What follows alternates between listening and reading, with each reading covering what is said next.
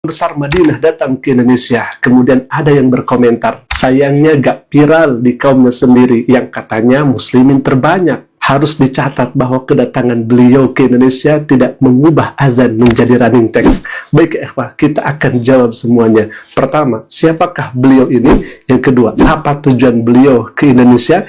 Yang ketiga, kenapa beliau tidak viral? Alhamdulillah, kita akan viralkan video ini dengan cara tonton sampai habis, kemudian like videonya dan beri komentar videonya. Assalamualaikum warahmatullahi wabarakatuh. Sahabat Asyik Haji, beliau bernama Syekh Ahmad Al-Huzaifi. Syekh Ahmad Al-Huzaifi adalah salah satu imam sekaligus qari dan da'i di Saudi Arabia, tepatnya di Madinatul Munawwarah. Dia adalah seorang ahli hukum Saudi dan ahli Quran.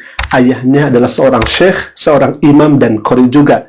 Ayahnya bernama Ali Al-Huzaifi, yang merupakan imam dan khatib Masjid Nabawi di Madinah. Syekh Ahmad ini ternyata mengikuti jejak ayahnya menjadi seorang imam di Masjid Nabawi. Karena di satu waktu Syekh Ahmad Al-Huzaifi ini menjadi imam, kemudian makmumnya adalah ayahanda tercinta. Beliau, Syekh Ahmad Al-Huzaifi, membacakan surat Al-Isra mengenai berbakti kepada kedua orang tua. Ketika sampai kepada ayat "Wala taqul lahuma uffi wala tanharhuma wa qul lahuma qawlan karima", Syekh Ahmad Al-Huzaifi ini menangis karena merenungi isi daripada kandungan ayat tersebut, yakni berbakti kepada orang tua, yang di belakangnya, tepat di belakang Syekh Al-Huzaifi adalah ayahnya, yakni Syekh Ali Al-Huzaifi itu sendiri. Sungguh sangat beruntung seorang ayah yang kemudian bisa menyaksikan dan melihat anaknya yang menjadi imam di masjid Nabi Shallallahu Alaihi Wasallam itu. Kemudian apa kegiatan sehari-hari beliau di Madinah Al-Munawwarah? Di antaranya adalah yang pertama, beliau sebagai khatib atau penceramah dan imam masjid di Madinah.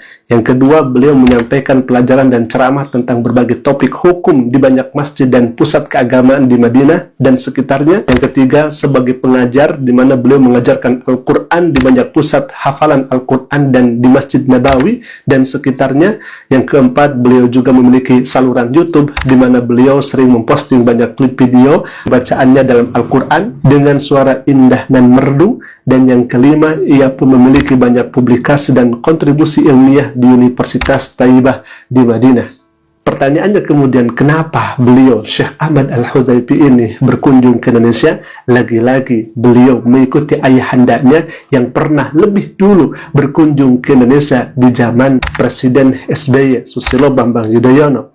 Dan apa misi yang dibawa oleh Syekh Ahmad Al-Huzaifi ini? Beliau datang ke Indonesia tepat pada hari Senin. Menurut pemberitaan yang ada, beliau tinggal sampai hari Jumat. Di antara misi yang beliau bawa ke Indonesia adalah, yang pertama, meningkatkan kerjasama antara Saudi Arabia dan negara-negara Islam, salah satunya Indonesia, untuk menyebarkan nilai-nilai moderasi dan toleransi Islam rahmatan lil alamin.